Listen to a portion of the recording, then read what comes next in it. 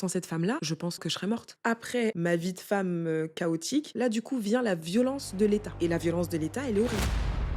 Sans cette femme-là, je pense clairement que je serais morte. Parce qu'à un moment, il arrive avec un couteau, mon ex-mari, et il me poursuit. Elle m'entend crier, elle ouvre la porte et elle me tire et elle referme la porte. Et cette femme-là, elle s'appelait Gisèle. Elle aidait les associations de femmes battues. Et elle m'a dit, il faut juste que tu saches que t'es jamais seule. T'as toujours des gens autour de toi. C'est juste que tu sais pas, t'as peur et je peux comprendre. Mais nous, on est là. Et elle m'a mis avec un groupe de plein de femmes qui m'ont aidé, qui m'ont permis de déménager, qui m'ont trouvé des avocats. Parce que ça a été compliqué, hein. En France, c'est compliqué quand t'es noir et que ton mari, il est blanc et que tu veux divorcer parce que tu te fais frapper. Parce que les avocats, ils vont te dire, mais les juges, ouais, mais vous avez pas de métier. Lui, il travaille. Oui, mais il m'a mis un coup de couteau quand même. On en est là. Oui, mais Ouais, mais c'est quoi le il rapport y a entre, pas de il y a pas de rapport. C'est juste, ben, pourquoi pas? Non, on va laisser la chance à monsieur. Un moment, je me rappelle, l'État m'a dit, en gros, qu'ils vont venir prendre mes enfants, qu'ils vont les prendre, qu'ils vont les placer. Parce que mes fils sont au-dessus de la moyenne en intelligence. C'est-à-dire, normalement, t'es content. Tu dis ouais.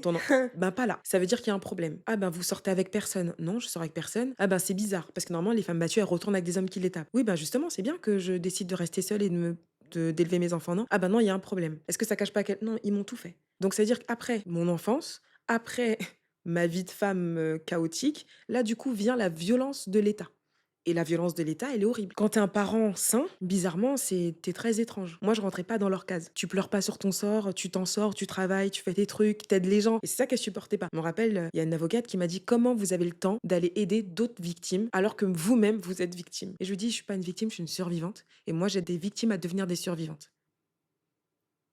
Elle a pas posé de questions après.